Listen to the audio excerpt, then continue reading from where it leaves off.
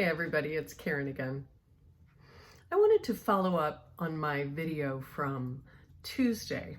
That was the one where I read from Ecclesiastes 3, 1 through 8. For everything there is a season and a time for every matter under heaven.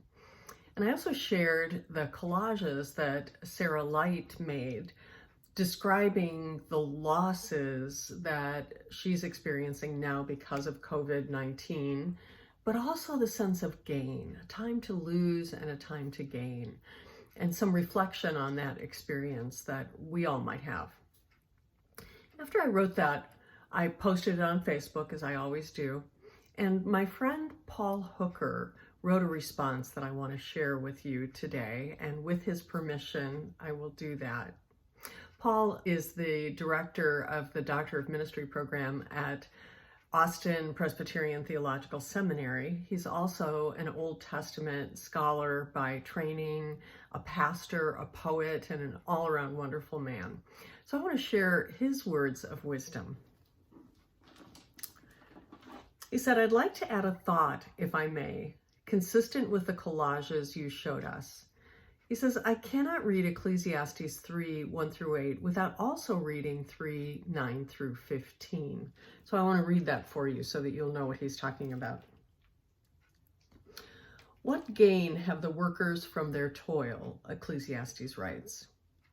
"I have seen the busyness that God has given to everyone to be busy with. He has made everything beautiful for its time. Moreover, he has put a sense of eternity into their minds, yet they cannot find out what God has done from the beginning to the end. I know that there is nothing better for them than to be happy and enjoy themselves as long as they live. Moreover, it is God's gift that all should eat and drink and take pleasure in all their toil. I know that whatever God does endures forever.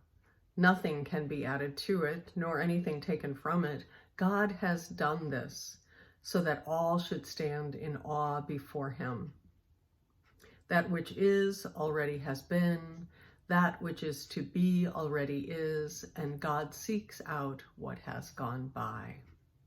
I love these verses too. I just think they're extraordinary.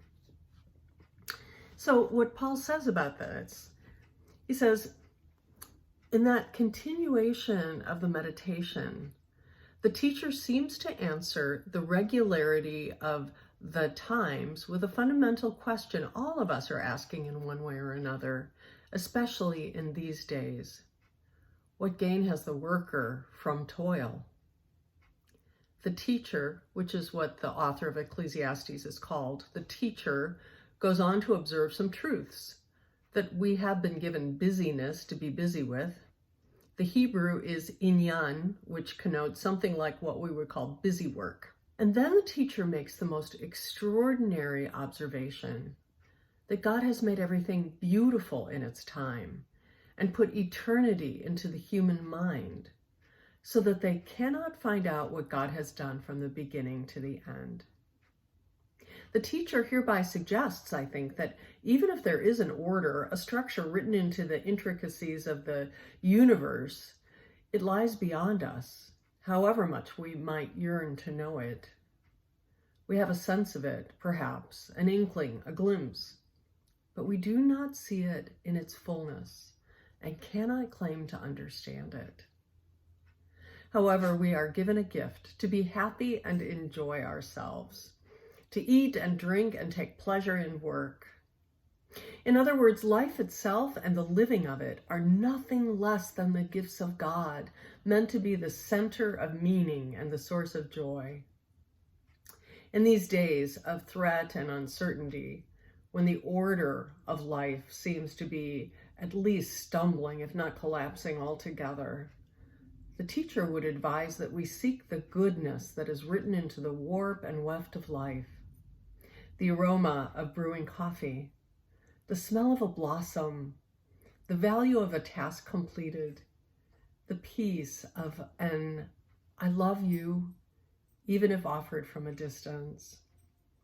We do not have to understand, but we can enjoy. Friends, I hope you do enjoy something special today. I'm enjoying the fresh brewed coffee that I have in my home. I'm enjoying my dogs lying around, having just walked them in the sunshine.